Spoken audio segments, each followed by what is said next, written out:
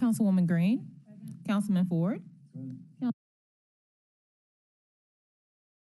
Councilwoman Logan. Councilman Warren. Chair Carlisle. Present. Chair observes a quorum. Colleagues, welcome. Good afternoon. I made my comments yesterday a little bit about kind of where we were at, so I won't belabor the point by repeating them. What I would like to do, though, is recognize Chief Adams to talk a little bit about kind of where we are in the process and how we got there, why we're there, and kind of how we're going to move forward from the administration's perspective and what they'd like to do. And then we'll take it up from there. I know we've got some business today that we'd like to accomplish as well. With that, Chief Adams, the floor is yours. All right. Good afternoon. Antonio Adams, Chief Operating Officer, City of Memphis, 125 North Main. First, let me offer you all my apology. My apology because we offered a promise to have you all budget books today. Unfortunately, we don't have printed budget books. This morning, when looking over the numbers, we realized that the numbers were incorrect. And so we didn't want to provide you all with incorrect numbers. Chief Person and his team downstairs making sure the numbers are correct. We feel confident that before we leave today, we should be able to provide you all electronic versions of the book, and then we will be able then to print and make sure you all have hard copies. No excuses. We didn't provide as promised, and that's all that I can offer. I can offer you a lot of excuses, but there are none to offer. So I know I've talked to you all individually. I've talked to you all collectively. I know that there are things that you like to offer. So on behalf of the Young administration, we are here to listen, receive. There are things that I know that we are willing to entertain as far as amendments with regard to the budget. And the reason the numbers are different, there was a motion made. The budget had been amended, and that is to reflect the impasse, to absorb the $13 million with regard to the impasse. That is to eliminate the $20 million with regard to the mayor's new initiatives. And then, of course, we needed to make sure that that was reflected in the salaries, and that is also to be reflected at a granular level within the service centers. So, and just a chair's note, asterisk to that footnote, that is, it can be amended back. So to Chief Adams' point, that's what the will of the body was at the time. Those programs can be put back in and all that good stuff, hence the wrap-up process. Thank you, Chief Adams. I appreciate your willingness to come down here and continue to demonstrate a desire to want to collaborate and be transparent with the council and the public. It's never easy in a transition. I mean, we're finding out kind of the impacts of what term limits look like.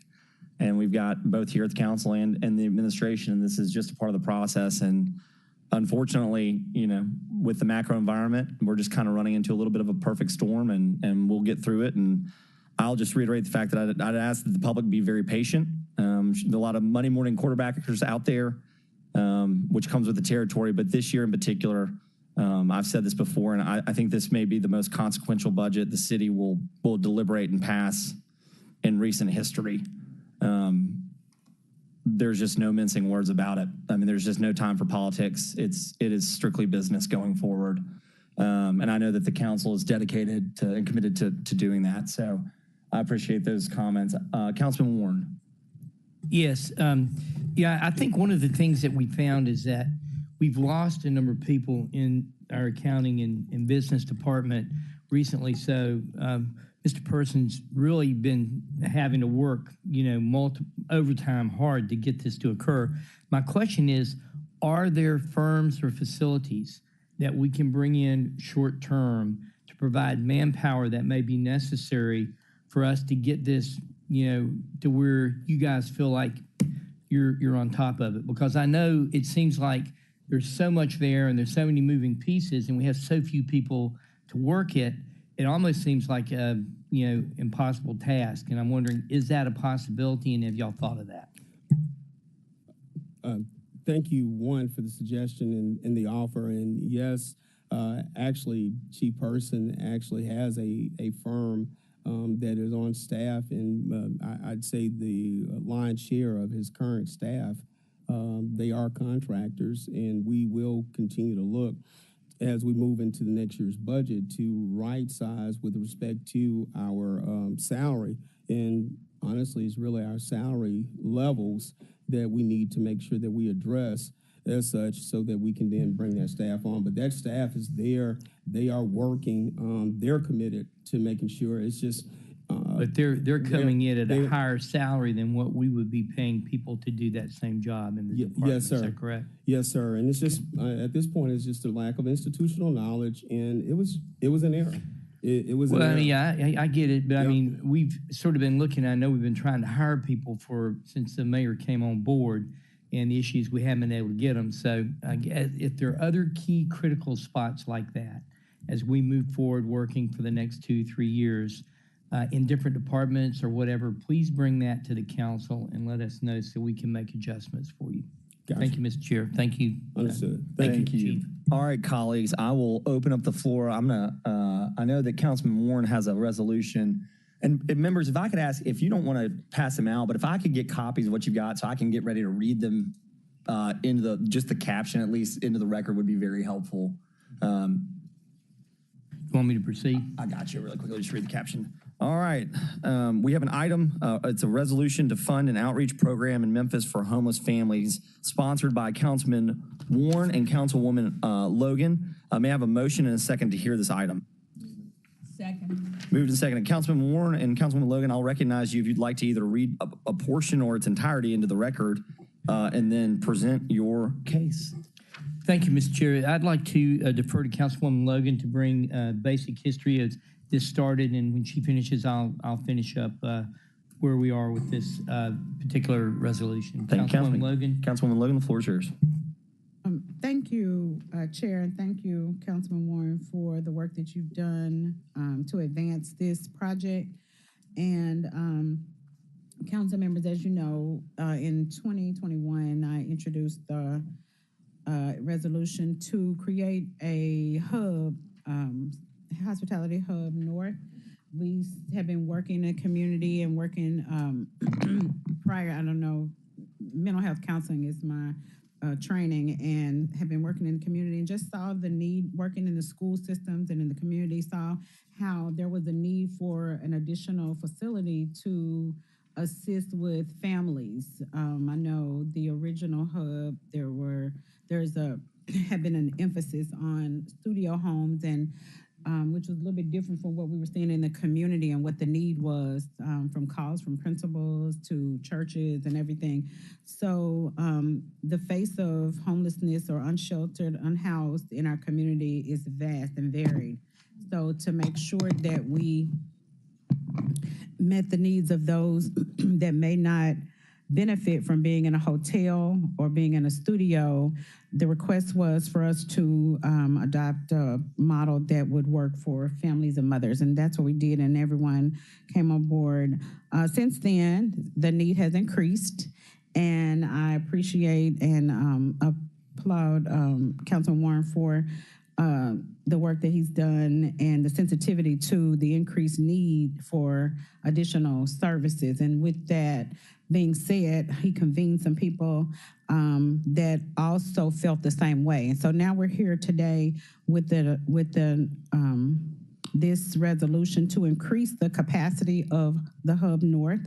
He found some funding sources because this situation is only going to increase if we don't do something and do something drastic to meet the need of our citizens that are unhoused. And I'm very grateful to be for us to be co-sponsoring. I was thinking that we were going to have the budget books today, so and one thing that I would we all did, and the only thing that the only amendment that I think we should look at is, instead of the property tax increase, we might need to see where there are some other funding sources in the budget, but right now, because I think there would be, but right now we don't have those budgets. So I would think that we might need to hold it until, or not vote on it, or until we get to look at the book to see where there are some sources, because as we know that 75% increase has been met with great pushback, and we definitely want to see if there are any other areas in the budget that we can look at for this funding. But one thing we all know is we have to do something, and this is a great opportunity for us to all join together and meet the need for our fellow citizens and Memphis citizens. I yield back. Thank you. Yield to the floor to Thank you, Councilman. Councilwoman. Thank you, Councilman Warren. Just a little bit more background for the community that we started noticing more and more homeless families at First Presbyterian Church, where we're sort of the intake for rooming and inn. And looking at this, we convened a group of people that work in this sector of trying to look at what's going on with homeless families. And some of this, I think, has got to do with CARES money running out and more people being evicted. The school system documented this. I think Michael was here. We had people from Travel Lodge here. We had people from the YWCA and a number of other organizations that are helping to meet this need. And all of them documented that they had overflow capacity. They had more people coming than they could take care of. And we combined those numbers, and I'd like to thank Jared Bingham for doing this, but it looks like every night we've got about 60 families that are unhoused. And that's if every one of our facilities is full. So the reason for this is to try to figure out what we can do as a long-term solution, not to house people or not just to give them shelter, but to allow us to place them in long-term housing. And what we've done is currently we're giving $2,450,000 to the downtown hub, out of which $950,000 is to our Work Local program that I think Chief will tell us does a good job as far as cleaning and doing things around the city that we need done. If we add this additional facility, it's going to cost another $2 million in operating expenses. So now we're up to $4,450,000. We've got $1.2 million from Congressman Cohen. We've got $1 million from the CC Foundation, and the council has already allocated $3 million for this Hub North project, thanks to Councilwoman Logan. So if you take those numbers and add them up and figure out it's probably going to cost us $11.8 million to construct the facility, do everything that's necessary, we're going to need about $6.6 million in CIP funds and an extra $2 million in operating expenses once this is up and running full time. And we're going to meet with the school system tomorrow and have a walkthrough through Humes Middle School to see if we can use that as a temporary facility for this overflow of families until we can get this other facility up and running and built.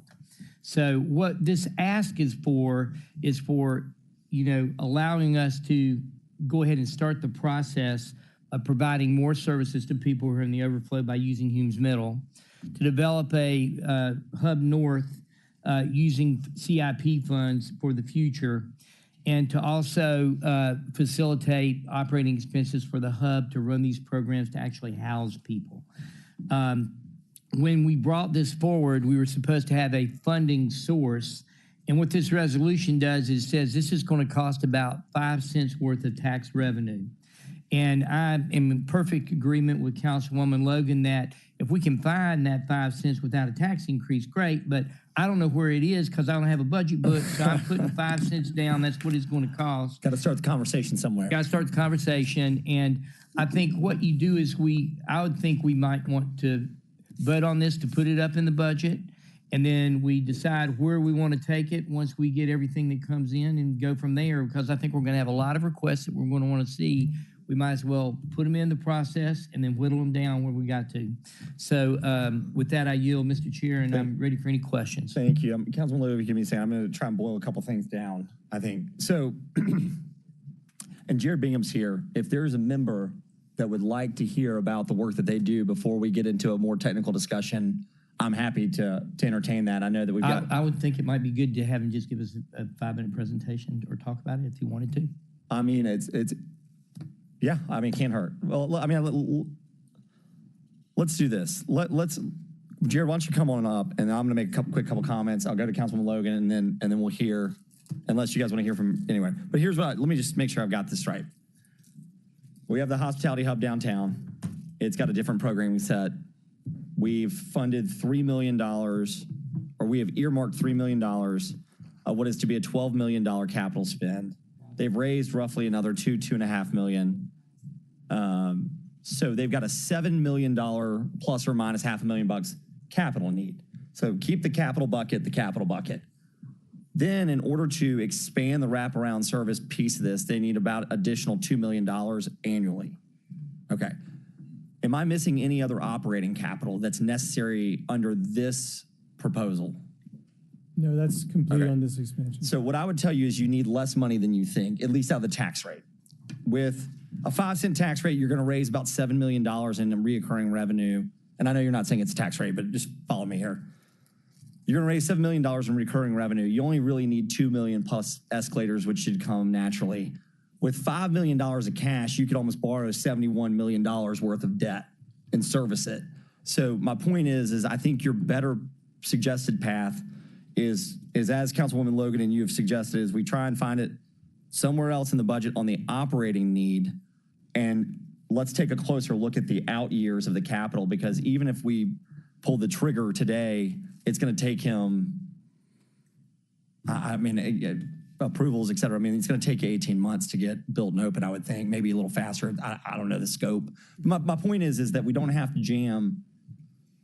If the council wants to go this direction, we don't have to jam $7 million worth of additional capital CapEx into one fiscal year. We can spread it out. That may be a smoother path. And not to say that it's not hard. I know that I'm going to say this, and Antonio is definitely going to react. It's simply easier to build things here than it is to operate things based on how we're structured as a government. So the building of it's easier. The trick is getting the ongoing operating dollars there and make sure they're there. Councils can't take away what's already been built, but future councils can start to mess with. So anyway, just food for thought. I thought that would kind of distill it down as basically they need about $7 million in capital. It can be smoothed out over a couple of years. They need $2 million in order to do the wraparound services. And It's going to not necessarily be $2 million the first year because you got to build it. you may have a ramp up period. So that's exactly right. So, Councilman Williams, that sum it up pretty good. You're very good with summing it up all the time, but I just want to make sure I'm very good with understanding. No, that's what we're here. This is why we're here. I'm only concerned about the 5% tax increase. So what you just said, how did that speak to So that? all I was saying is one, even if you wanted to move forward with a tax increase, you don't need 5 cents. You probably need 1.35 cents, because you really only need the operating money. If the political will is there to fund a hospitality hub north, we can find $7 million in the CIP budget over 2 years. Yeah. And the reason I put it in at 5 cents was that's what it took for the whole thing. So I wanted to see what it was going to cost us and then realize, okay, because I didn't know where to get it out of the budget.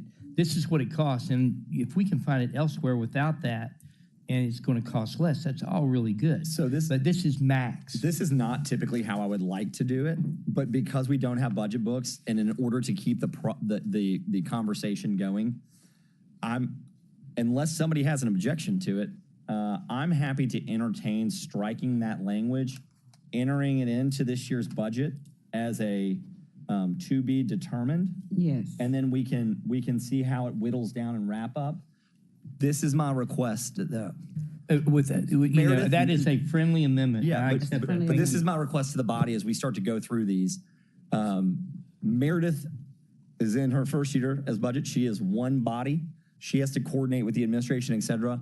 We will do our best to record and follow all this. And I know some other senior staffers are helping, but if your amendments go in, will you please follow up with your staff to follow up with us to make sure that we don't miss it and that we are communicating. We want to make sure that everybody's wishes are honored the way that they were intended. And so it's just, I can't bag on Antonio and then us have a mess up, So excuse me, Chair, I just want to make sure we're clear. So right now, what you're amending truly is the CIP, correct? So no. So Okay. what he's going to do, and that's a great question. So what we're going to do today, God, that's a good question. I think the answer is But you can't. But you can't just say I'm amending the CIP. The CIP is set. You can attempt to increase the debt limit from 96 million and change north, which is going to be a no. When we can do it today, but it means nothing. Or you're going to have to take it from another bucket, or you're going to have to pull the CIP out and say this is what I'm willing. These are the priorities I'm willing to forego in order to build this. Or the thing that we can do today, and I don't love it, is we can earmark it as all operating cash and come back and smooth it over. Mr. Chair, one thing to recognize is the initial part of this, hopefully, will be at Humes High School, and this city school system should be covering that cost. It should be in what it could have. What I'm telling you is you've got a proposal that's before the body that basically says I need $7 million in capital expenditure and I need $2 million annually to operate. Whether it's capital pay-go or debt, that's one issue, and then you've got operating cash. Now, we use capital pay-go as a fancy term for cash towards capital expenditures. So what you and Councilwoman Logan need to decide just for today's purposes is whether you would like to amend the CIP budget right now, which I think would be not smart because we don't really have it in front of us, or just go ahead and say, we're going to add basically $9 million to this year's operating budget and then come back and amend it later. Or just sit on the $7 million and amend the $2 million, which I would tell you would be the thing to do today, and come back and bring a CIP amendment. That's what I think actually is the cleanest way to do it. So if I'm understanding correctly, what we do is we'll amend this to where what we're doing is where it's got the 5.2 available and the 6.6 in capital needs, that paragraph. It's the third from the bottom. Yes, sir. Okay, let's go ahead and take that out. We'll bring back a separate resolution that goes and looks at the CIP needs. And what I would appreciate request, that. what I would request from Mr. Adams, if possible, we could look at CIP budget that has not been assigned or has not been used to see if we could do a startup for the first year with the idea that we may need 1.5 to get this thing started, and the next year we may need 5 million to complete it. I'll tell you this. I typically would let him speak for the administration, but if you want it in this year's budget book, you are going to have to go find a project that you're willing to part. You and 6 of your buddies are willing to part with. So my point is they proposed it. Now, if this is what I would say is, again, and Jared, this is really a question for you. This is probably the key question. You have $3 million today. You've got commitments for two-ish. Do you have to have the full 12 raised before those other private commitments will release? No, so just background on our stuff. We worked with Councilwoman Logan in this body to propose the Hub North, and then this addition and expansion is our response to what Councilman Warren and Mayor Young and Mayor Harris put together with the stakeholder group about what the size of the need is. Got it. So we're working at your. What I'm trying to figure out is just timing, and so what I'm trying to understand, and we can do this really quickly. Stay with me. You got $3 million from the city today that's ready to go. You've got another couple million. Yeah. Theoretically, you don't really need any money in this year's fiscal budget. You aren't going to need $1 more from the city in order to build that facility until probably July of next year anyway, the way your construction timeline would likely work. Is that fair? Unless we have to sign a contract showing we have funds, and then we'll have to have some kind of document that shows that we do have allocated funding. And when do you think you'll have that information? Because that is critical. It's one thing for me to go and for all of us to go start twisting arms for votes. It's another to say, look, we can find a place for it in the out years of fiscal year 26 and 27 or fiscal year 26.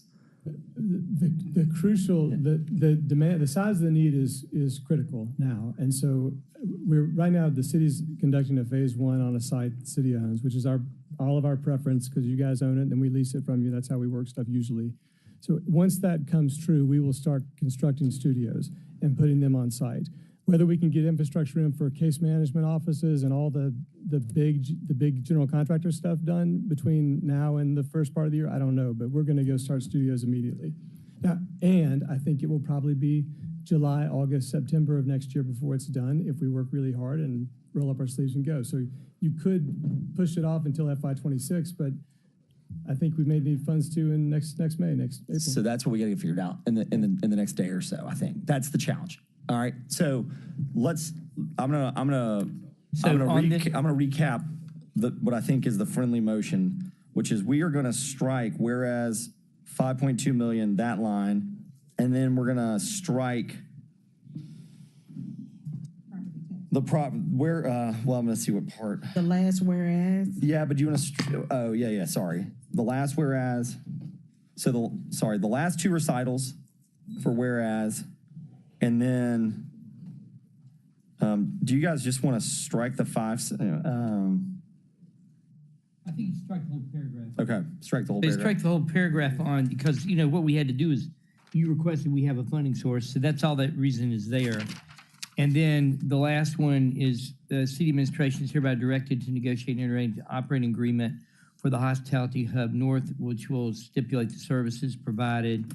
And what we do is, they start with where it is. Do we need to put something in that we plan to add this as into the budget of next year? Yeah, so what I would do. CIP budget of next year, so it's there, so No. he can Let's negotiate. keep it clean. And here's the deal. You don't want to go searching for that in a document about something else. I would bring a separate CIP resolution. It's so much cleaner. But Right. what I do want you to do is I think it's important to stipulate in here that this is for fiscal year 25. And here's how this is going to work, just so everybody understands how it works technically. If we don't meet a revenue funding source to match the expenses, the place that comes from is going to be the unassigned fund balance. That's why it can go in from a technical standpoint, but it needs to be cleaned up because we can't just go deep diving into Scrooge McDuck's piggy bank. Okay, so we're going to strike whereas. The last two whereas recitals, the now therefore be resolved. We need to reinsert, I guess, now therefore be it resolved that this shall be implemented, this shall be implemented as a fiscal year 25 operating expense in the grants and subsidies HCD division. Walter, is that where your contracts are sitting? Related to this project, yes. Yeah, so we'll stick it in HCD's budget. Okay. Okay. I really appreciate that, Mr. Chair. Thank you for helping with this. Yes, sir. And so it's going to be a grant and subsidy to the HCD division for Hospitality Hub North operating services. Did I say that close enough? Okay. All right. Any questions or comments on the motion? Sorry, Councilman Spinoza. I do. Yeah, thank you, Mr. Chair. I'll direct this towards Walter. We had a good meeting last week. And I'll say this too. Jared, good to see you. Hospitality Hub, love all of this, and I'm glad we're trying to clean up where the money's going to come from. Is it possible for us to maybe entertain some of this, what we discussed last week during the unassigned funds that we saw and discussed? I mean, just to look for a line item, as the chairman has asked all of us to do, like in the spirit of that, we could kind of not have to worry about being vague, and we could Absolutely. Find that money right there out of that line item. Absolutely. Okay, so then I'll go ahead and we had a great meeting last week. It was under the assigned fund balance, and I did not bring the book. Do you happen to have the specific verbiage? I did not bring the book either. I was coming up here to try to provide a framework for today's discussion. Yeah, but, cool. But I can go back and get it. Okay. Let me, I'll go back to the office, and before we leave today, I'll be able to assign it to a line item so we don't have to be vague. We got the funding, yeah. So if it's okay with the sponsors, then let's just hold this to the heel of the meeting or whenever, Councilman Spinoza. Yeah, that sounds great. Thank you. Thank you, Councilman Spinoza. All right. All right. So we're gonna temporary table this. Thank you, Jared. Thank you for the work that you're doing. One of the things that we do want, and I know we're in the middle of a budget season, that helps, and we all know this because everybody's done some nonprofit work, is getting contracts with some of our providers is a huge help when they're writing grants. I don't know why I keep looking at you, but I know that you understand that world as well as anybody. But we've got to get our partners brought in. The other day, somebody asked me about what core meant, and I was like, MIFA is a core partner of the city because we've been doing work with them for 30 plus years, and they provide core services that the city can't, right? You know? So I think the Hospitality Hub is that partner for us going forward. They are. Yeah. So, all right. We're gonna move on. I guess I will now just go back into the dais. Are there any members that have any comments or motions that they would like to make? Councilwoman Green, come on down. Well, I just, on the opposite side, the not spending side, on revenue, I've, put in, and we voted on twice already, the vehicle registration fee increase. And I thought it'd be helpful for us to have some actual numbers in front of you so that you can see what my plans are to introduce for this fee. And this is to help generate revenue, again, to offset the possible large property tax. What you'll see in this handout is, so A, B, and C classes are currently listed on the clerk's website. C is the one that is, most people, that's passenger vehicles, and I've put in doubling it. As you know, and as our attorney, Alan Wade, told us, we haven't had an increase in this fee since 1982. I won't make everybody raise their hands that wasn't born in 1982.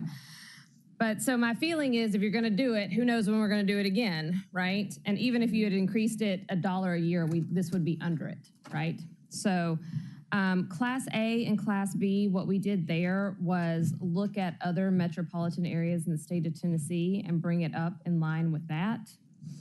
And then, like I said, where you see current says unknown, that's because we're waiting for Clerk Halbert to get back with us with some information. I don't know if we have a fee assigned to this. Again, this was put in place in 1982 and we haven't touched it. So we might not have had a fee for, say, private buses or Class 2 off-highway vehicles in 1982. I don't know. What is a Class 2 off? I also don't know. But what I've plugged in the proposed column on those, again, is matching other metropolitan governments in the state of Tennessee. So that if we don't have one, or if it is lower, that we are simply matching what Nashville or Chattanooga, places like that, are already doing. So really the only one that has a significant increase you can see from here is the passenger vehicle. It's still less than what Shelby County moved theirs to, which was $75.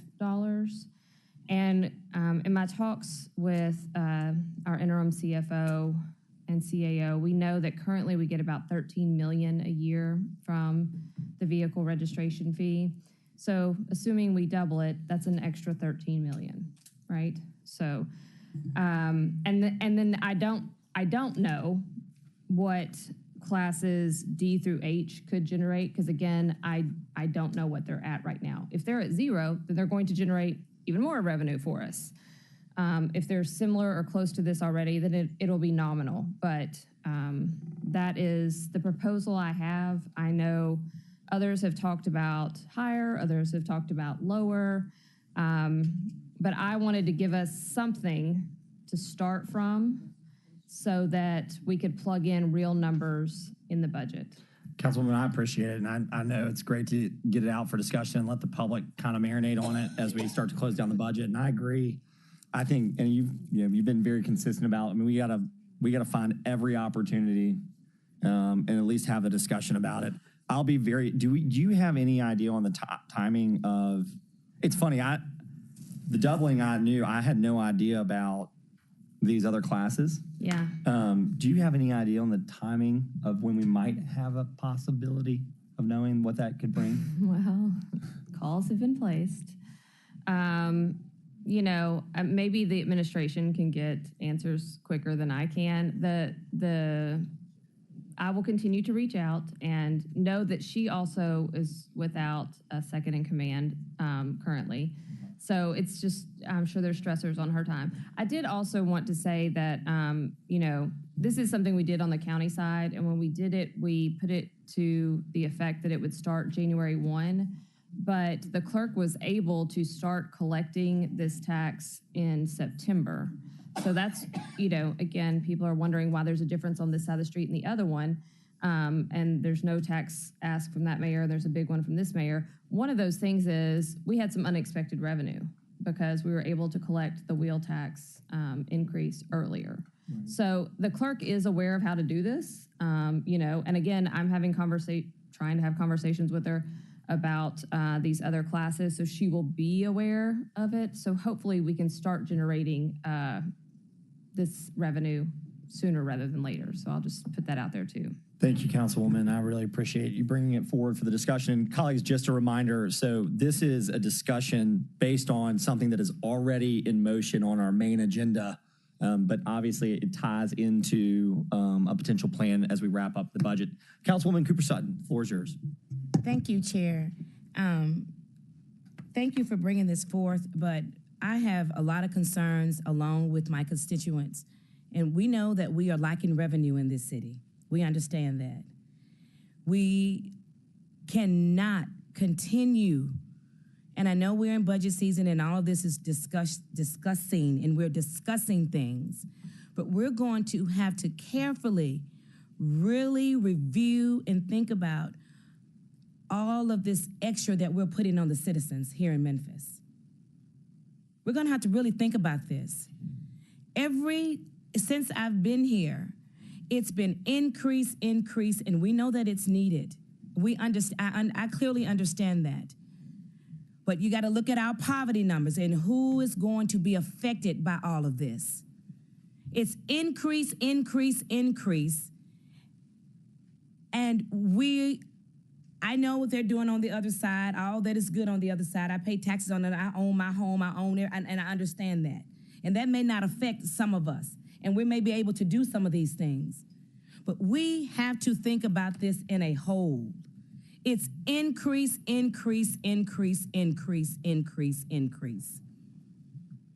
You all don't have, 8-3 is a super district, so it's 315,000 people that I'm dealing with. I'm getting emails, calls. The people are suffering here in Memphis. Suffering. So we're gonna really have to think about what we're doing and look at some major cuts on monies that we've been put in places that we're gonna have to reel back and really look at it. Because the people are suffering. The seniors are suffering. The disability people are suffering. Social Security has not had a real major increase. These are poor people we're talking about. I mean, we're talking about Memphis right now.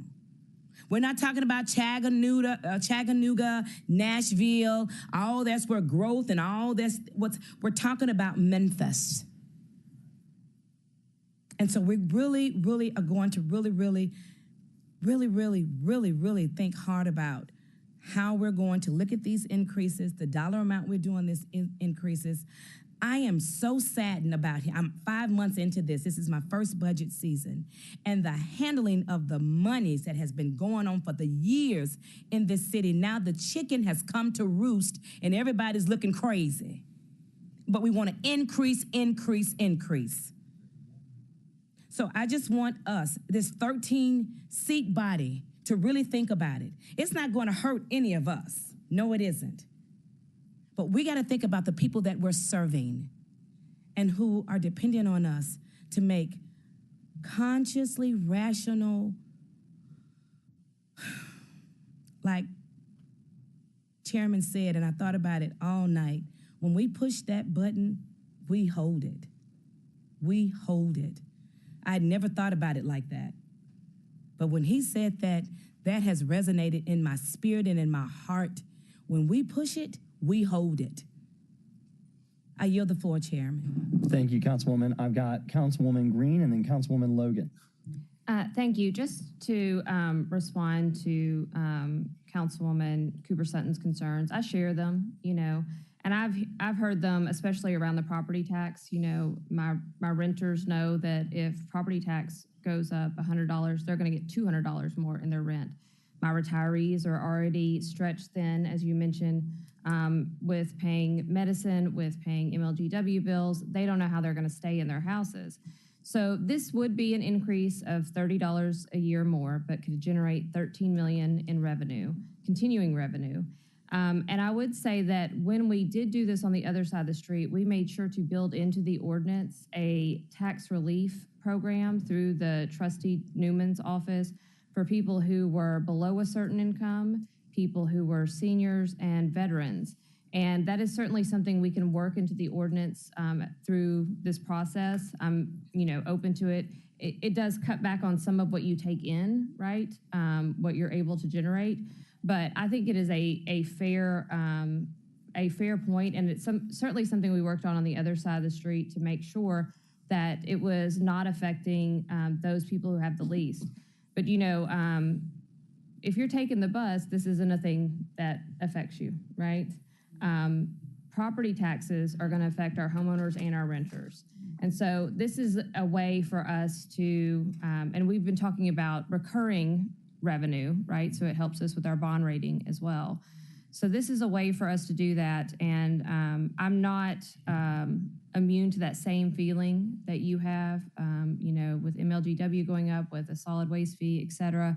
I know that this feels like, punch after punch after punch, but this is sort of the lowest tier, and there is a way to carve out those who are low income. Yeah, and there are already programs in place. So they're through Trustee Newman's office, and you just have to apply for it. Thank you, Thank you. Councilwoman. I've got Councilwoman Logan and then Councilwoman Spurgeon Washington. Thank you, Chair. I just wanted to share as well. I echo Councilwoman Cooper Sutton as well as Councilwoman Green.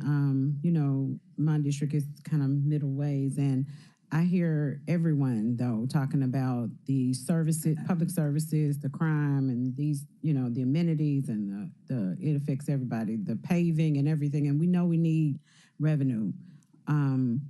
So I would like, just encourage everybody to continue to look at how we can do both. So in this instance, looking at this proposal, carving out the tax relief would be that consensus. That would be that middle ground, making certain that we put things in place for those that would be affected the most, but also making sure that we can generate revenue so that whether you have middle-class Memphis or, those that are really challenged, we're serving everyone, because we definitely don't want people leaving the city, moving away because we don't have public amenities that meet basic needs. And so I totally understand and agree, and I would hope that we continue. And I feel that we all are very sensitive to the needs of populations in our community, but know that we have to do something to increase our revenue. So I just wanted to commend Councilwoman Green as well as commend Councilwoman Cooper Sutton on the sensitivity, and would hope that we would continue to do so, as well as the administration. So the sooner we get these budget books, we will be able to continue that together. So thank you. You're back. Thank you. Councilwoman Spurgeon Washington. Thank you, Chair. I'm wondering, can we have someone from our office go over there to Wanda Halbert's office and work with staff to get this information so that we can have Man, that's a really good question for the chairman of the council, which is not me. Because it doesn't necessarily have to be her, just someone. Oh, I think it's a fair point. This is the beauty of not being the chairman of the council. Is I don't have to answer that. I'm sure we can arrange for somebody on staff and any members that want to go over to see what can be done. So I guess I will speak for JB.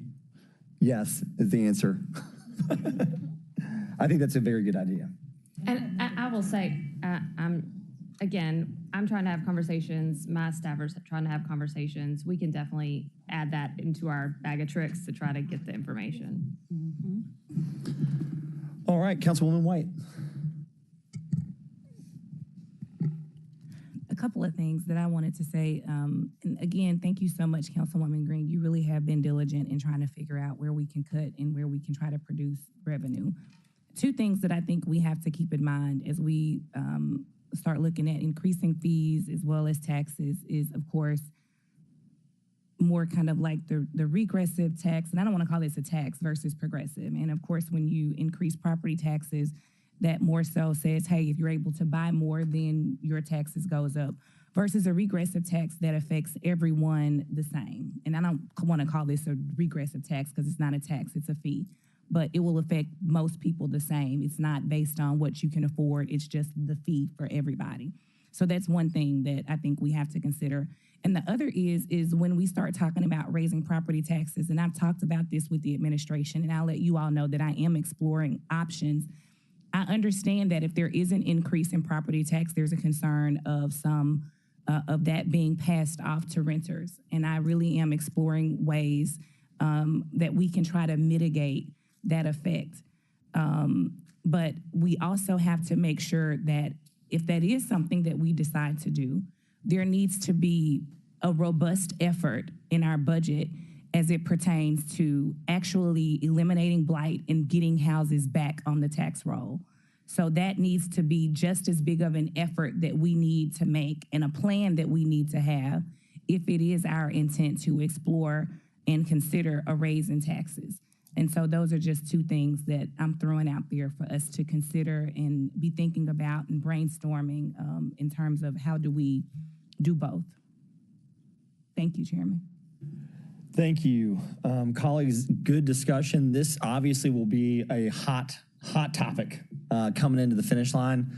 The vote for this item, and any member that wants to continue this discussion, add it, go do research, I'm happy to entertain that going forward. This will come to a final vote, barring a motion by any member of the body to hold it, table it, or whatnot on June 24th or 5th? 5th, June 25th. So this will be coming up. Councilman Warren. Just wondered, is that the same thing that's going to happen with our motion on the homeless thing? It's going to come on the 25th? So this is unique because it is separate and apart from. So while the wheel fee, tag renewal fee, vehicle registration fee, just in case anybody wonders while we're smiling, there's only one tax we're allowed to pass here, and that's a property tax. Everything else is a fee or an assessment. Words matter.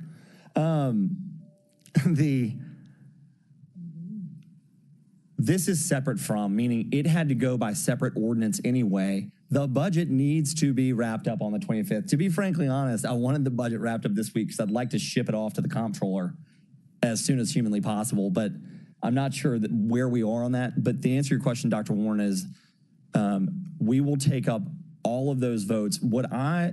And I'll have to check with Ms. Hyman to make sure that I'm right here. I don't think I am, but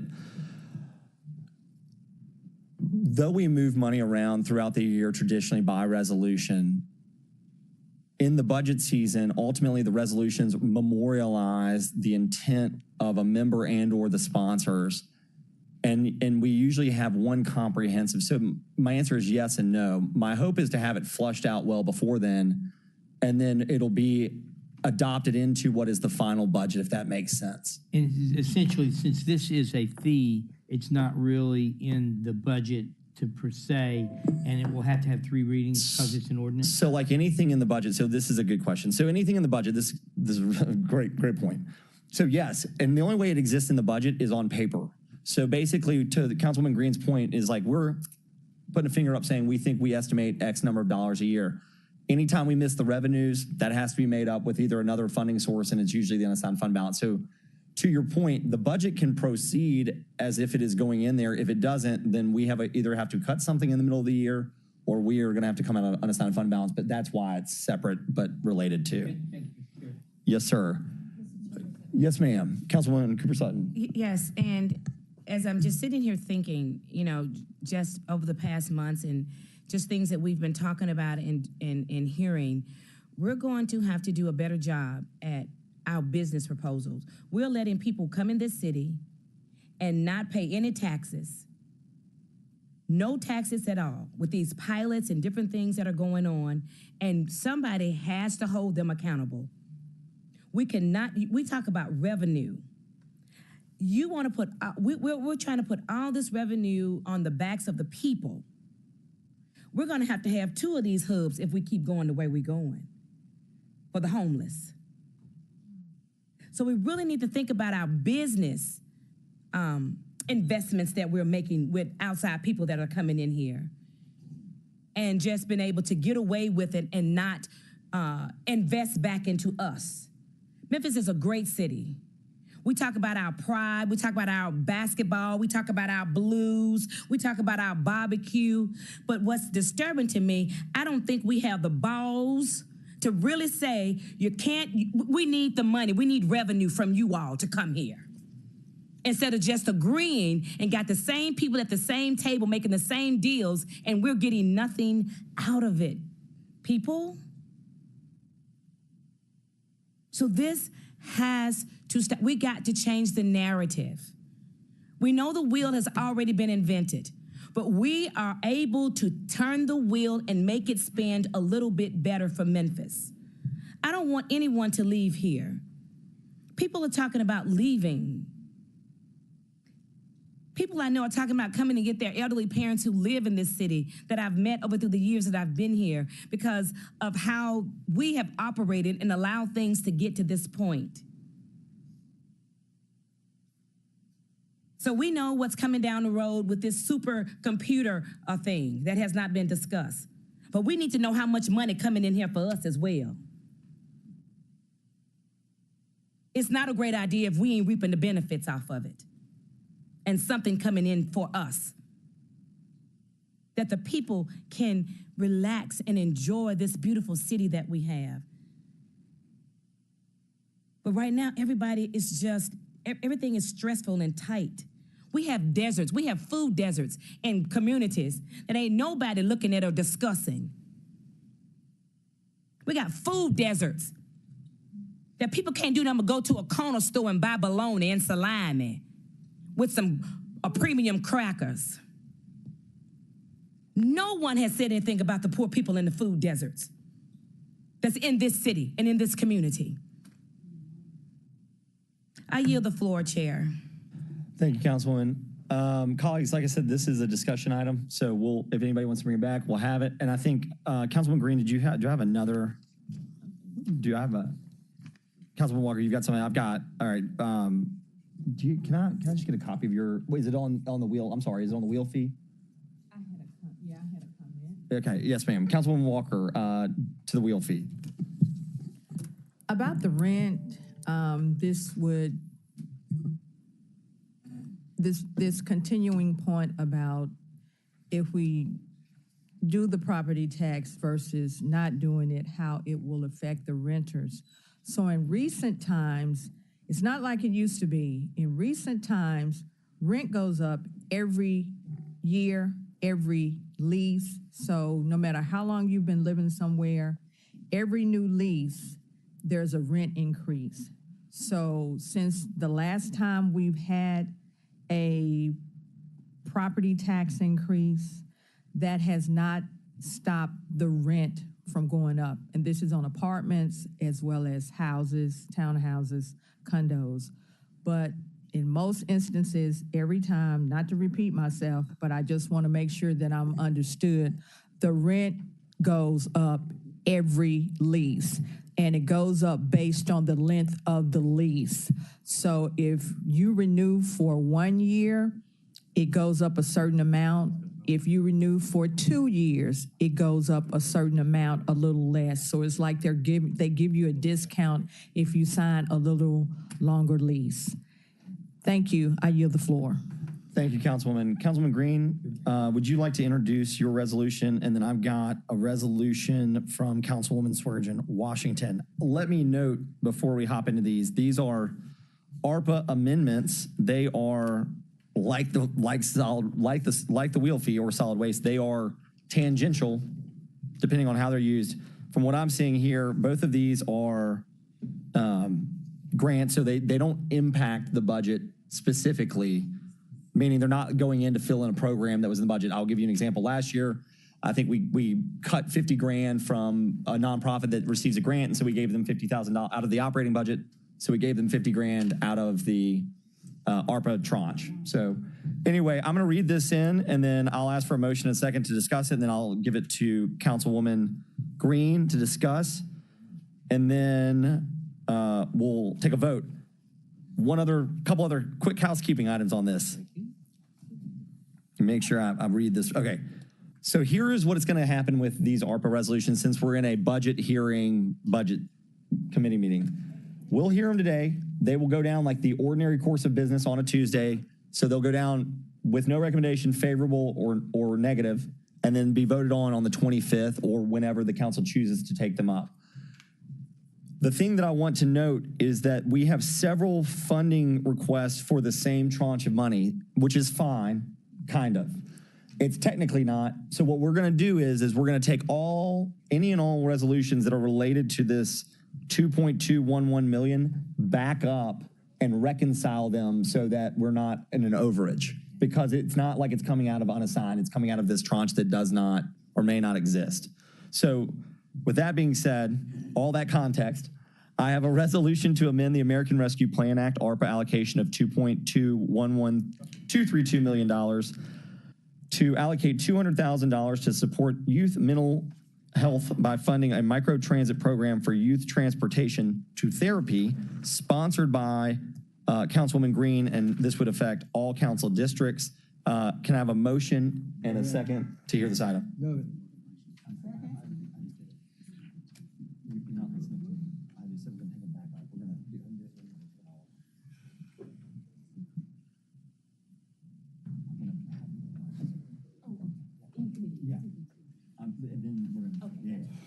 Sorry, I heard Councilman Ford and then Councilwoman Swearingen Washington. Just making sure that our CAO and I were on the same page. That's very mechanically. important, Chair. Yeah. Very important. So we're like I said, we're going to have all three of these back, but I wanted to give each one of them their fair due. Councilwoman Green, the floor is yours to introduce and discuss your resolution. So we received a presentation from the Moral Budget Coalition. I believe the days are blurring together at our last committee meeting. And one of the issues that they raised was youth mental health. And I think as we continue, both the administration and the council, to talk about investing in our youth, we say over and over again that mental health is an issue that we need to be addressing. And Ms. Sherman, who was presenting for the Moral Budget Coalition, noted that the county has a program in place through the Youth and Family Resource Center that they just launched for therapy, but there was still a need for microtransit to get to and from said therapy, either there or in other places, because the offering of free therapy is great, but it means nothing if you can't get there and get home. So I have spoken with Mr. Simmons in the administration. I have talked with multiple people on the county side in the Division of Community Services about this living in our Youth Services Division and them coordinating with the Youth and Family Resource Center that is hosting these therapy sessions. Director Harris may have his own group and cohorts of youth that he could provide these funds to, that he's interacting with through his MAPS program, for example. But there is group therapy sessions, individual therapy sessions happening at the Youth and Family Resource Center. They could simply make a referral to our Youth Services Division and then get funding for microtransit to get back and forth to it. That's the idea behind this. And that way we can do our part to assist a program that's already up and running and has, a list of kids that are already receiving services that we could help assist them and their family in that effort. Thank you, Councilwoman. I have a quick question just to make sure that I'm understanding. So basically the fiscal agent really is the Youth Resource Center, is the fiscal agent? No, it would be our Office of Youth Services. Okay. So they would be the holders of the funds and referrals would be made to them. And then they could make the decisions about what's the best form to provide the microtransit, right? So it might be buses, it might be Ubers, it might be Mata Plus, like whatever it is, they can assess that and then provide said funding. And they could also see if these people need funding once a month or for 6 months, and give it out that way. But I trust in Brian Harris and his ability to do that. I'm just saying there's already a program of youth getting therapy that we can tap into for referrals, and this can get off the ground immediately. Question? Warren, the floor is yours. Just quick for Councilwoman Green. Is there a way that we can make sure this is spent in the time frame of ARPA so we do that? Is that in the Yes, ordinance? we absolutely. Because we're working with another government agency, they are very aware of the same sort of ARPA deadlines. They're all having to meet them there too. So they understand, and we'll make sure that Mr. Harris understands. And that's why I thought it was great to house it with him, because he also interacts with a different population of youth, which gives him another pocket of people to possibly use these funds in the amount of time that we need to. Thank you, Mr. Chair. Thank you, Ms. Green. Thank you. Councilwoman Walker. Isn't this taking funds from the pallet that I introduced the other day and was asked to come back to the next meeting? So as I said before, the answer is yes. And as I said before this was introduced, there are 3 competing resolutions, and they are all going to come back into this committee on Tuesday so that we can reconcile out those items. I think there's 2 or 3 other resolutions. I'm not sure exactly which one. Yes, sir. Point information for me. Yes, I just want to clear it. It's probably from the administration, Walter, Antonio. How much funding is available specifically as it relates to these ARPA dollars? I don't know, because the council's been kind of pulling from it quite some bit. We don't even know how much money we have. We're trying to spend dollars that we may not have. So I want to know the exact amount. That's problematic for me. We got to stop spending money, y'all. We may not have it. So 606. Right now, I'm trying to keep up score. Yes. All right. Right now, I'm trying to keep score. Originally, there was 2.2 million. 1.1 was retained by libraries, and it was encumbered and spent on their program. 1.1 was returned to council. And of course, there were several resolutions identifying. Yes, I want you. And here I just want you to outline it out. I don't know how much you all have obligated yourselves to spend from the remaining 1.1. So I just want you to reiterate the part that you said. Just go through the presentation again, because I want council to hear that. Okay. Because that was somewhat new to me, and I think it may be new to council. So I think that's something that we have to understand as a body, and I want you to just walk us through that again. Okay. And then I know the answer is we don't know how much money we have available, but we need to know that. And we have resolutions that exceed that amount. No, that's what's left over. So so if we bring everybody a resolution, that's why Budget Chair Carlisle keeps talking about competing resolutions. Because I'm assuming if we add everything up, it's going to be more. Yeah, there are more coming. This being informed of by staff. I know. So, that's why I'm speaking the way that I'm speaking. I understand that we have limited amount of funds, so we have to be more diligent in whatever amendments we put forward. And we do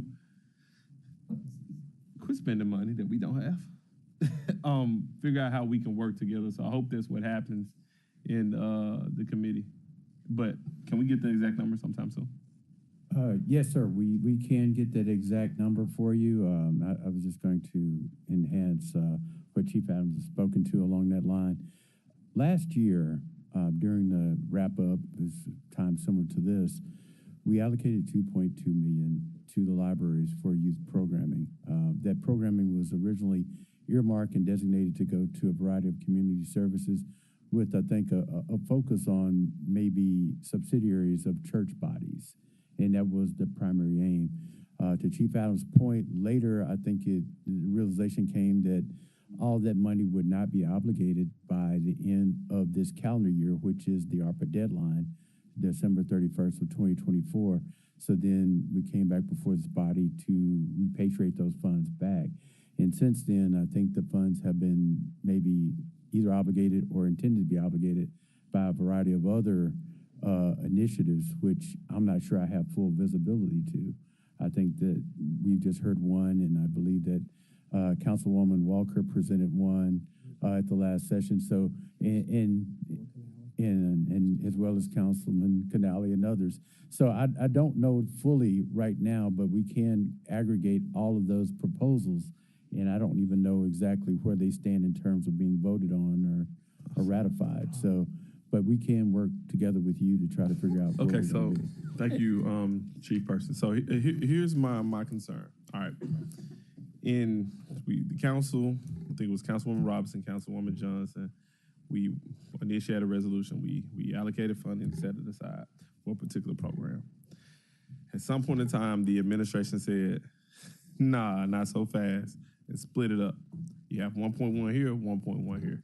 1.1 stayed with the libraries for whatever the libraries needed. 1.1 was set aside for a particular program. At some point in time, the administration came back to this body and said, "We don't know what we do with this $1.1 million." And then at that point in time, the council passed a resolution, passed a resolution taking funding away. I think it was for urban arts. Then passed another resolution taking funding away. We haven't passed it. No, yes, we have. Yes, we have. So there was a $30,000 resolution. Hold on. There was a $30,000 resolution, in addition to I think it was a $150,000 resolution. So it was a $180,000 resolution to take funding away. It just hasn't passed yet. That passed already. This was the very first one that passed. That was for some other issues, but this is the very first one that passed to take funding out. And then Councilwoman Easter Thomas brought one and took money out. These resolutions have already passed and have been approved by the council.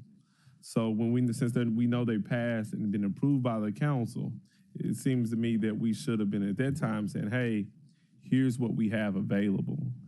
Here, my concern is we're weeks after the council has ratified some type of budget amendment, essentially, that we still don't know the exact amount that's currently before us. I guess my request is when this body makes some type of budget amendment, we receive some type of update pretty quickly to say, here's how much funding is available. It's one of the reasons that I'm almost at the point of pushing this body to add a budget analyst, because we don't receive information in a timely fashion.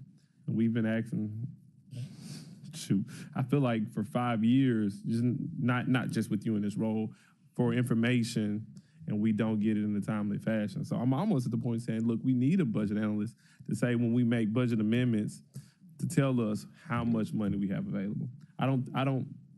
I would hope we wouldn't have to do that, because we have a really good working relationship with your office. So I just want to know how much money, and then when we make a request, we get that information in a timely fashion. Because we make budget amendments often, and it's literally one of the foremost duties of this body. So information faster. That's my request.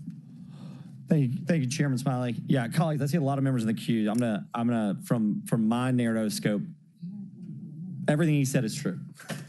So the reality is here's where we roughly are at. We're roughly at 200 or 180,000 for Mace and a consultant, 250 for flood walls, 325. Let me back up. The 250 for the flood walls is done because it was voted on the same 9 minutes. And the 180 is done. What is now on the table for Tuesday will be recommendations for approval for 325, which were two of Councilman Canali's proposals, and then the one that is on the table. And just to remind colleagues, unless it's held, it goes forward either with favorable or negative. What I intend to do is have those come back to the committee on Tuesday that morning, and I'm hoping it's a very brief discussion. It's a brief discussion to figure out how to balance that out, or just to mute them. So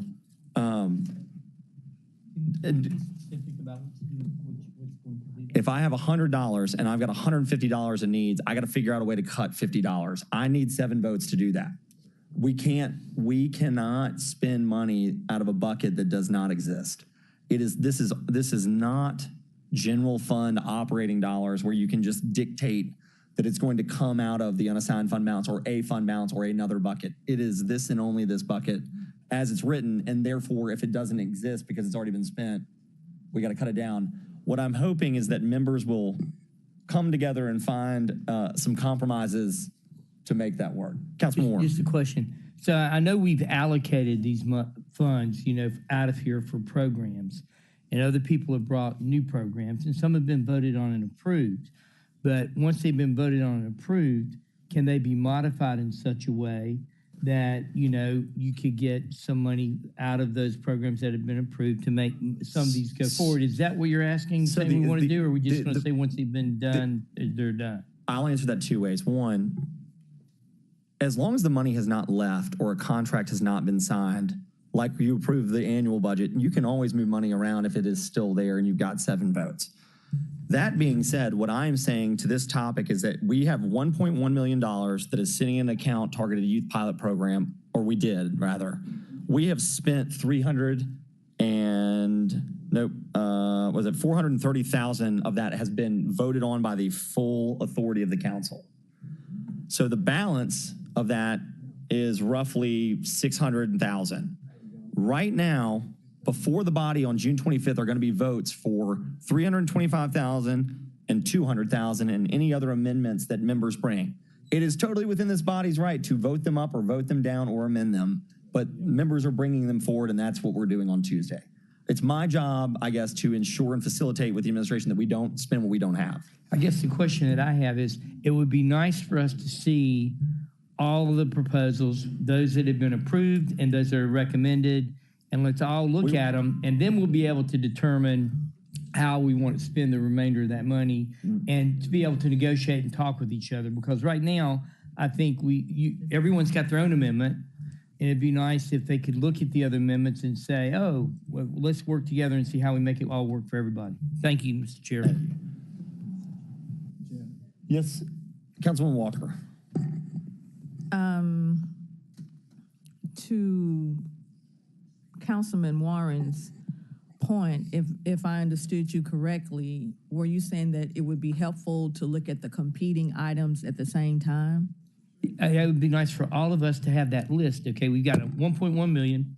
We've already allocated and voted on, I think 400,000 plus. But you take that 400,000 plus we voted on, the other things that are being proposed, and then maybe we could come up with an omnibus resolution that includes everybody's requests and maybe move some money around in such a way that we can get done something for everyone in a way that we spend all this money in a timely fashion. That's what I'm proposing that we could be able to do. Thank you.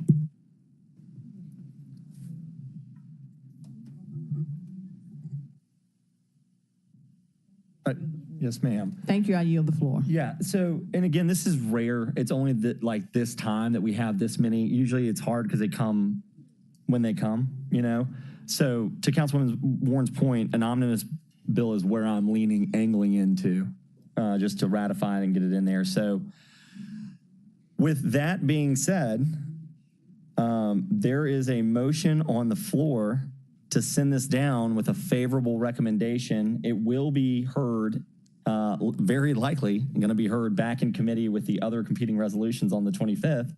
But to go ahead and get it on the agenda, and again, what is likely to happen is we'll have a resolution that'll come out of that committee on Tuesday that will moot all of these and will embody it. But I think it's important to allow members when they bring them forward to do it. Oh, Councilman Logan, I'm so sorry. I got 5 names down here. You get squished in the middle.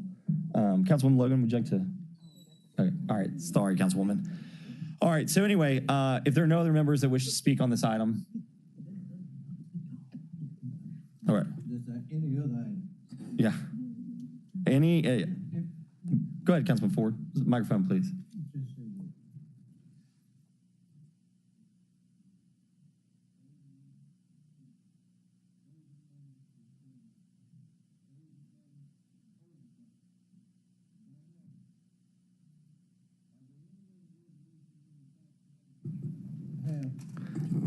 Councilwoman Walker has one that was requested on Tuesday, but if she wants to introduce it now, I'm fine with that. It's up to you, Councilwoman. Thank you.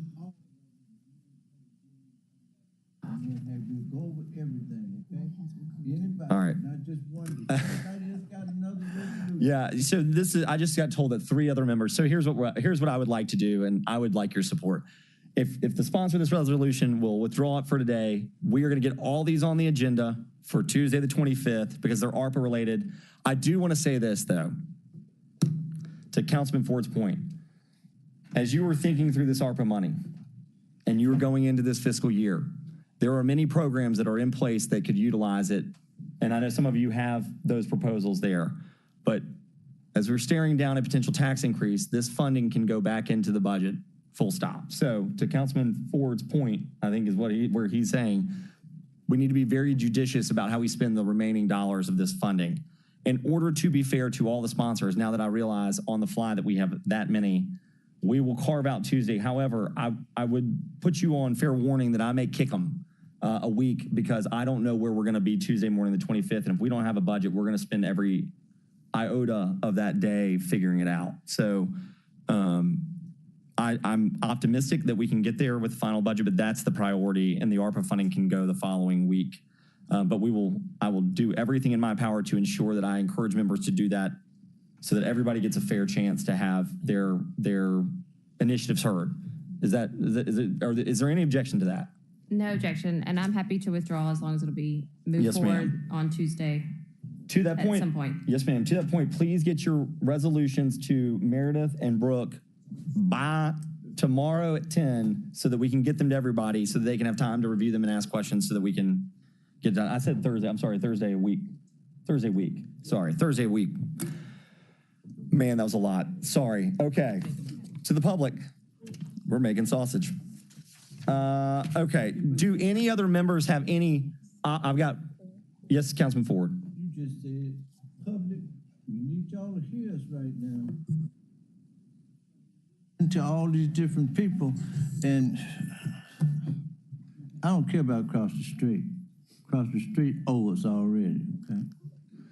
Across the street always put us in the mix, okay? So I love you to death. You work across the street, but I do not like cross the street because cross the street. Would the record reflect from the last that 20 that's the years. second councilman to say he loves me on the record? I'm just being honest.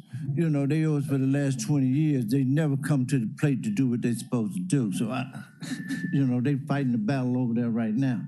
You know, we got to fight this battle over here, and we got to make sure that, hey, Councilwoman Sutton, I'm talking to the black council members right now, okay? We got to make sure that our people get their due. We're going to have a tax increase. We're trying to set a certain number. But hey, we coming back and forth, just going up and down and up and down. Hey, and we got to get to a certain number where everybody kind of be happy and we can move forward for just one time and tell everybody else don't come back no more for the next 4 years. Okay, I'm just gonna be honest with you.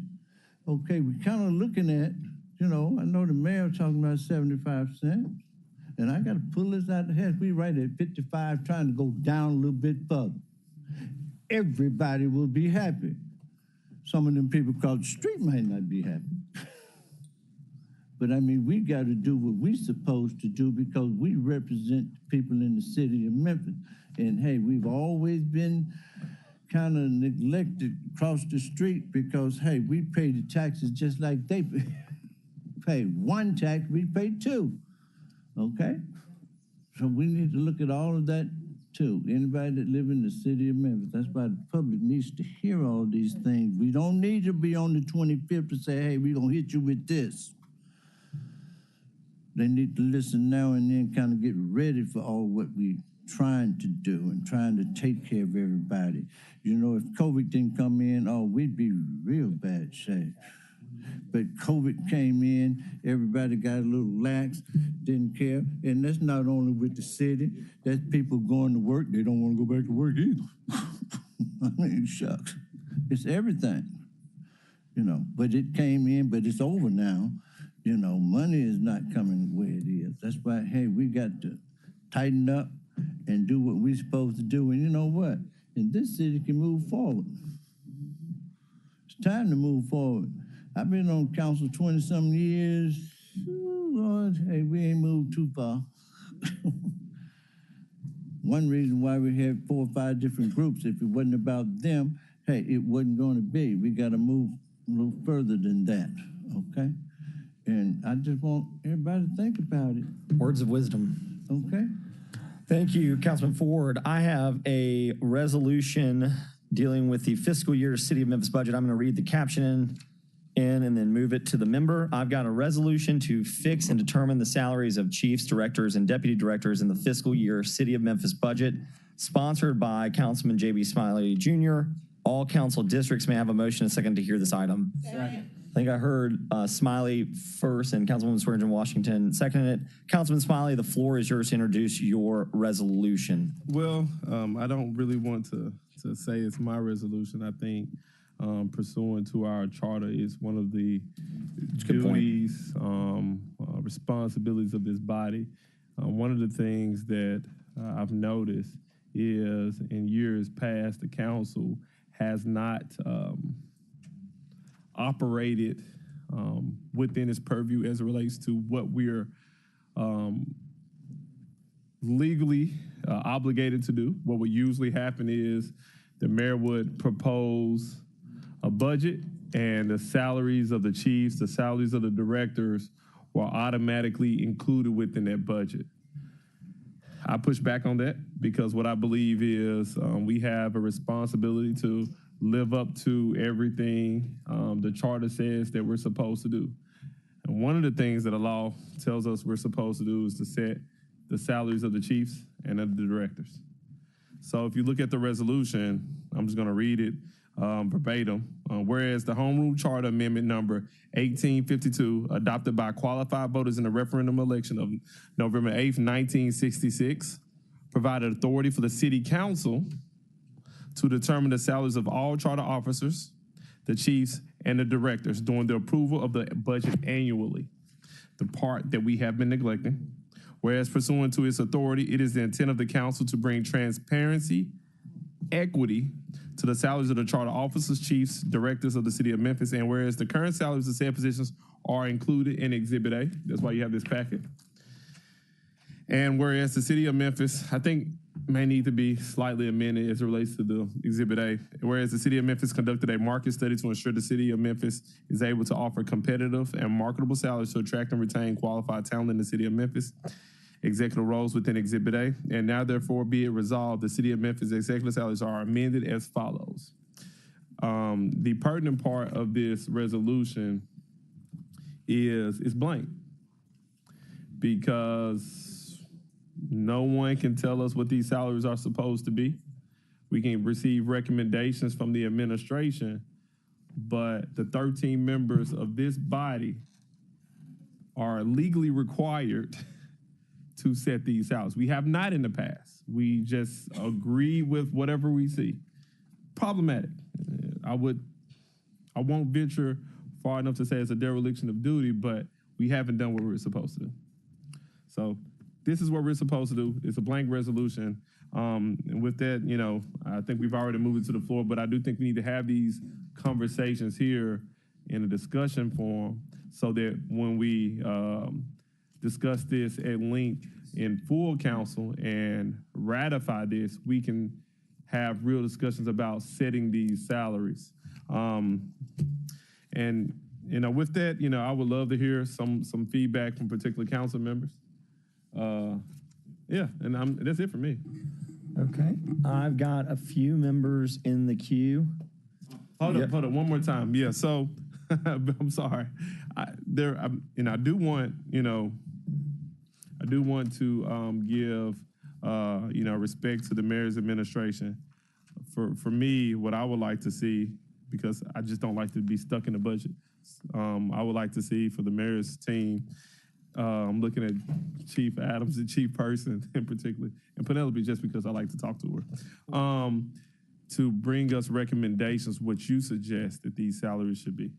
And then we get to decide. And I always get back to, the newer members, if you heard me from June to December of 2023, I always talk about the responsibility of the council, claiming its place as the co-equal branch of government. We can't do that if we don't do our job. We have to do our job. I'm gonna get back to that. And with that, I would love to hear some of council members' thoughts as we have this discussion and then actually set the salaries like we're supposed to do. Thank you, Chairman Smiley. So just to be clear, so we've got this resolution before us. It's your desire that the administration, obviously the council is going to discuss it, but it's your desire that the administration take a first crack and present to the body. Would you like them to come on Tuesday the 25th and take that time, or would you like for me to bring them back, or do you want to see where the discussion goes? So I want to see where the discussion goes, but I do want to hear from this body because, we're the council, so yes, I'm sir. more inclined to listen to this body, but I would love to hear from the administration as it relates to setting the salaries. We do have a market study that was done not too long ago, but some of these salaries have been adjusted.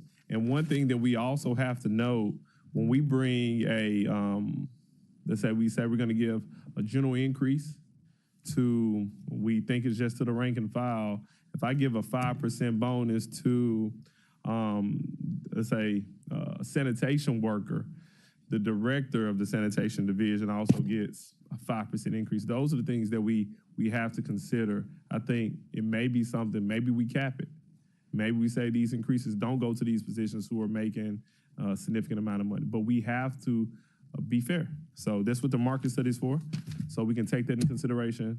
But want to hear from the administration, but I'm more inclined to hear from the. Thank you, Chairman. I've got Councilwoman. And one last thing, I'm sorry, and one thing particularly to the administration, I want to know what's currently in the budget. So we have a 3% increase across the board in the budget, I'm assuming. Does that also include? I'm gonna talk about Chief Adams because he has tough skin. Does it also include Chief Adams' current salary? Will he receive a 3%? I think these are things that this council needs to know to make informed decisions. And Chief Adams, I'm only talking about you because I know you got tough skin.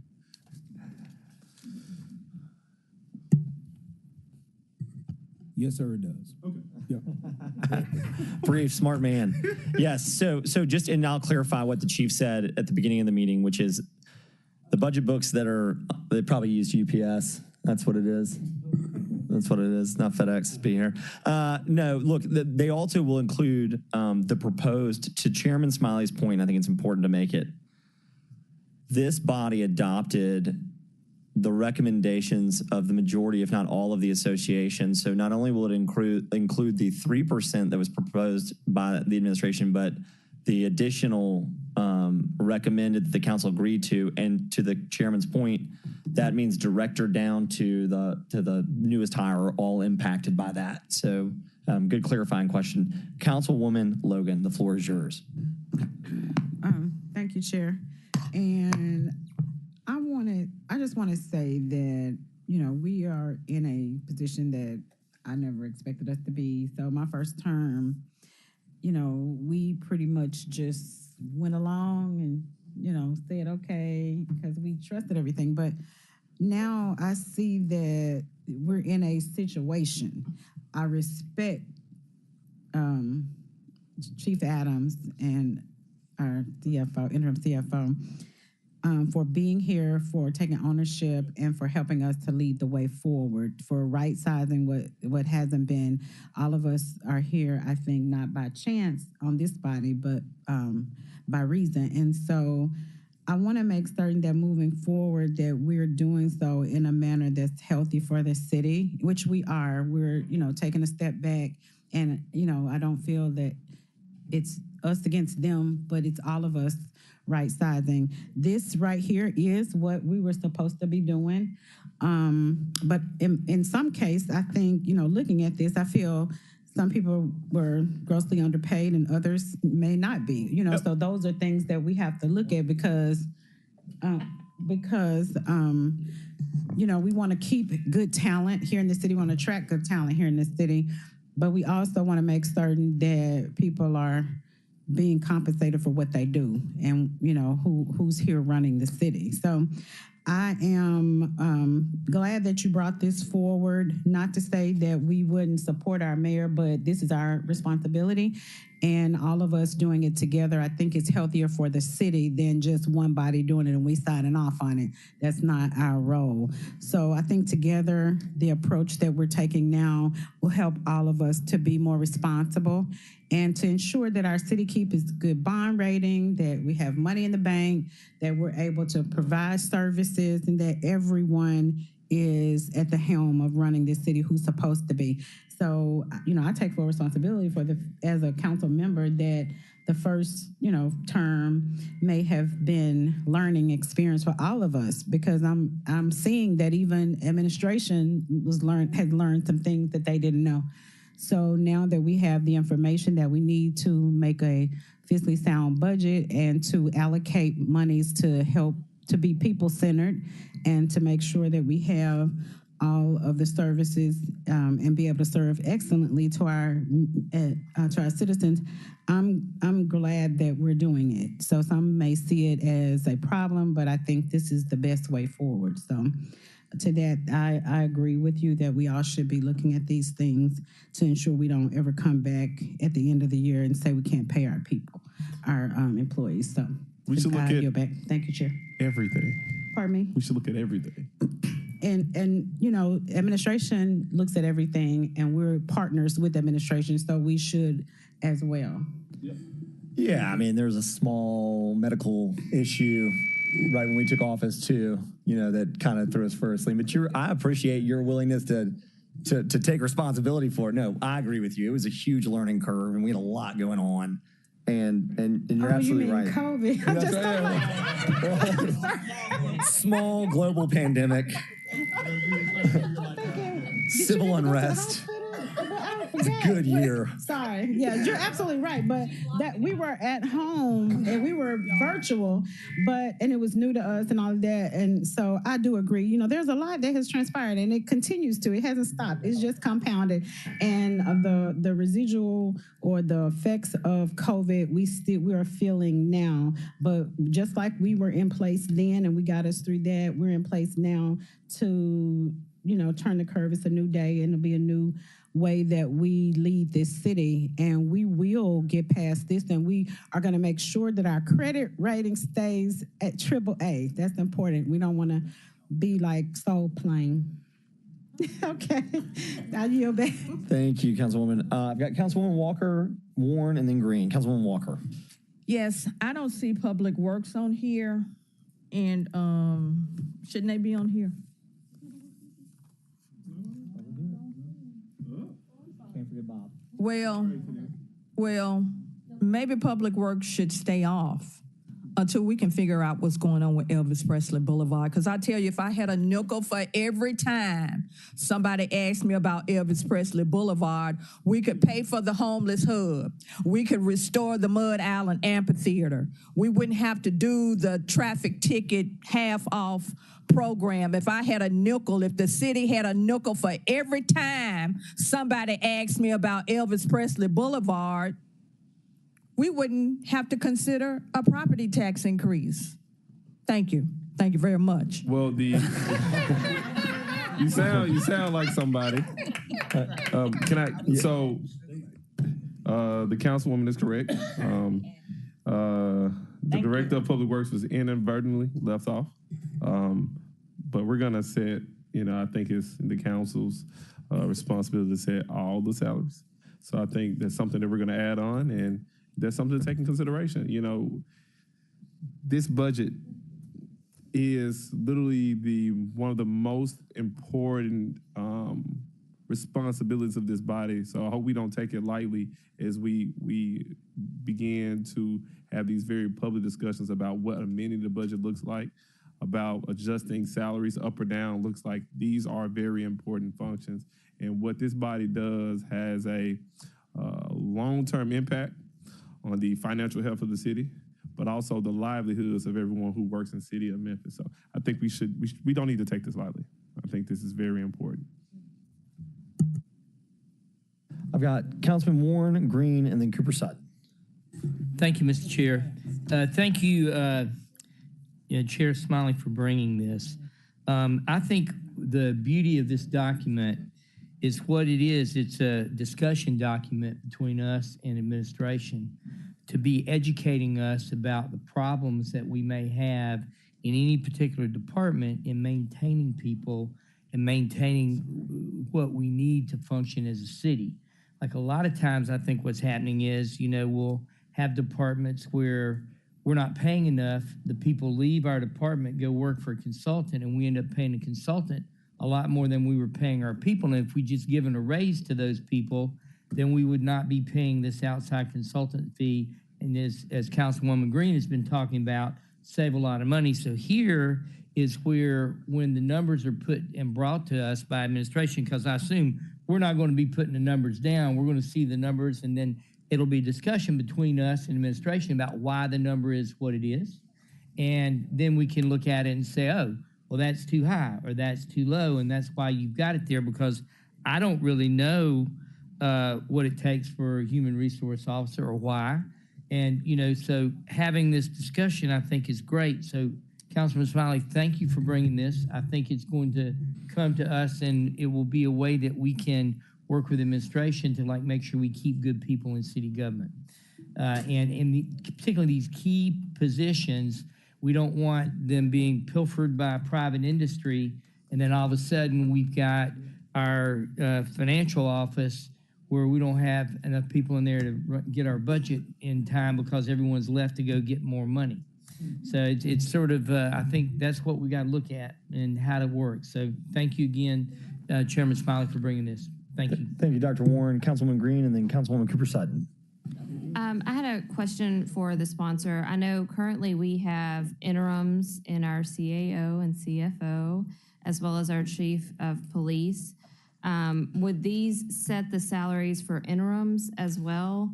And the second part to that question was, this is a good, exhibits here for us. As Councilman Warren said, I'm not an HR expert, but is there a schedule for interims? Can we at least have what the past interim police chiefs made here in the city of Memphis? I don't know if there's been past interim CFOs or CAOs. Could we see that as well? All right, so thank you very much for that question, Councilwoman Green. So yes, part of our responsibility is to set the salaries for any individual who serves in those capacities, whether interim or permanent. That's one thing. Two, I guess it's one of the things that we have to consider. I know that we can easily pull the salaries of folks who served in interim capacities before, and I think that's something we could potentially take in consideration. But one of the things that I really wanted to bring forth before the council is what it looks like to have a healthy discussion about something that's truly in our purview. And I think this is one way to do it. And what I'm going to do going forward is there's an error on this, and we're going to add the line for the director of public works. But we're also going to add, based on those comments, we're going to add a line to show what comparable cities pay people in interim capacities and what the city of Memphis currently pays folks in interim capacities. Because what we need to be doing going forward is making sure that we're paying people the amount that they should be paid, but also considering in the grand scheme of things, how their departments are running. I think all of these things should be taken consideration as we make this very important decision. So Brooke is going to get a little bit more work, and I'm going to have a little bit more reading to do. And Brooke is going to add her name as a sponsor because she's doing a lot of work. So can I all right. Thank you, Chairman Smiley. You've got one point of clarity. Yeah. What's the distinction between an interim and a person that actually is fully vested in the job? Maybe the interim deserves more for the headache and heartache. Well, because I would say this much. I'm interim. No. Because again, you're working the job, notwithstanding. Yeah, I mean, look, I not to get into a deep discussion, but I understand your point. Look, you assign salaries to a position, and you've got people. We'll have this discussion. You've got people that get into it, but your Chief Adams, your point is well taken. Yeah, well taken. Councilwoman Cooper Sutton, and then I've got Councilwoman Walker. Thank you, Chair. Chairman, I want to thank Chairman J.B. Smiley for bringing this forward. I've asked a lot of questions about the charter being new, that the roles and responsibility as a council person, and this is very enlightening for me. We know that these positions are part-time, so it takes a lot of work and a lot of time. Most of my colleagues up here have full-time positions that work full-time, and I really would like the public and the people to really take consideration in the hard work that we do up here, and the hard work and our pay as well, looking into our pay increase as well. We represent, we come, we fight, and just to really think hard about it, I just want to put it out there, because just as far as looking at these decisions and salaries and what they're making, we need to really re-examine what this 13 board does and what it looks like and the time and effort that we put into it. We have a fabulous team of analysts that does a lot of hard work, and we just really, really need to think about the pay scale across the board for everyone, looking at it for everyone. So, Chairman JB, I thank you for bringing this forward. I'm really excited about looking into it and learning more about it and seeing where this will land. This is very interesting. And Chief Adams, interim Chief Adams, and interim Walter Person, thank you all. Y'all are doing a hell of a job putting up with us and everybody else. And so I don't want you to think that it has not gone unnoticed by this 13-body council. Thank you. I yield the floor, Chairman. Can I close it? Yeah. Well, I've got Councilwoman Walker if you want to close after her. Well, I just want to make this general statement. So I know this is a blank document. It's blank for a reason, because I want us to do our job. But I do want to just kind of level set here. If you look at the market study, we have people here who are not being paid enough. I think one of the biggest pushbacks when we look at, generally speaking, about finding people to fill these roles, if you want the best, you're probably going to the private sector. If you go to the private sector, these positions may not be being paid enough. There's some folks who may be being paid too much, but overall, people are not being paid enough if we want to keep talent in these roles. Some people may be paid less, may be paid too much, but overall, some folks aren't being paid enough. Like, take your time, figure out, what you're comfortable with, and making sure we're doing right by not just the employees here, but the city of Memphis as a whole. Thank you, Chairman. Councilwoman Walker, I apologize. The floor is yours. Take us home on this one. Thank you. Chairman Smiley, I just want to thank you for bringing this forth. I think that it is most appropriate and much needed, and I yield the floor. Thank you. All right, colleagues. So again, this is an atypical day. I'm going to go ahead. I'd like to take a vote on this today because I want it to appear on the council's main agenda for the 25th with same night minutes, because it's going to have to be a part of that budget. So first off, is there any objection to same 9 minutes? Seeing none, so we will add this for same 9 minutes. All those in favor of sending this down with, I'm going to say no record. Well, what would the sponsor like? Since it's blank. Oh, y'all already know I like favorable recommendation. All right. So the motion is for a favorable recommendation. All those in favor of sending this down to be heard, and it will be heard both in committee on the 25th, and it will come for a final vote as amended the evening of the 25th. Sending that down with a favorable recommendation, signify by saying aye. Any opposed, same rights and privileges. Seeing none, this will be, just to restate it, in the Budget Committee on Tuesday, June 25th, at a time to be determined, likely in the morning, later in the morning.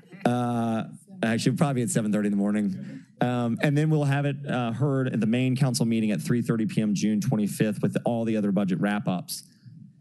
Colleagues, any other items or discussion for today? If not, I've got a quick update. So here is what I think we should do. I'm being told that we are come hell or high water, gonna have budget books digitally this evening, but in all likelihood printed and bound in your hands not till tomorrow morning. So I don't think there's any purpose of convening tomorrow when everybody's gonna get their budget books first thing in the morning and start reeling off. It'll make for a very long, chaotic working. It's just not, it's not feasible. Everybody's one person and it's a very large book. My staff is going to start reaching out to you all specifically, like individually, with help. Just have help. I need to get an understanding of, we're going to have to start meeting earlier in the day, but I'm not going to do that if people's schedules don't allow for it. It's more important that we have everybody here than we have the time. But as I've stated, I'm getting concerned. So, but I'm not going to have a meeting if you have something scheduled. I don't want you to cancel things that you shouldn't be canceling. But if you could coordinate over the next Monday, Tuesday, Wednesday of the following week, times that you are available, we are going to start trying to meet more. Next week. Juneteenth. Yep. Sorry. We'll have to. Yeah, you got to hop on there. Yeah, look, I'm open. This is an open dialogue. The Tuesdays, I don't know who else like just blocks their Tuesdays, you know.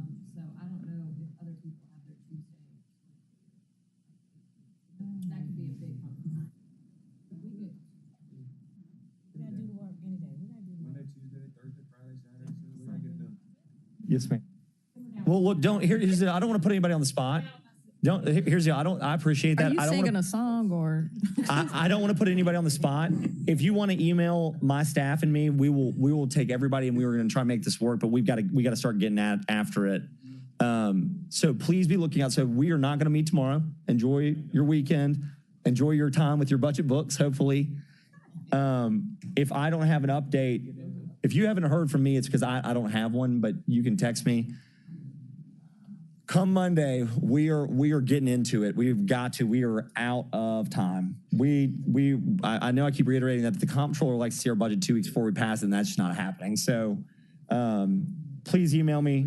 We are going to try and meet earlier. I think both Councilwoman Green, Spinoza, everybody, my Tuesday is wide open. But plan for Monday at 2. I'd like to get us convened earlier. We will send out emails as soon as we know. Thank you for your patience and your flexibility. We are likely to go Monday and Tuesday as we wrap this thing up. I can tell you, having come close one other year, it's not a fun feeling to bring it down to the wire.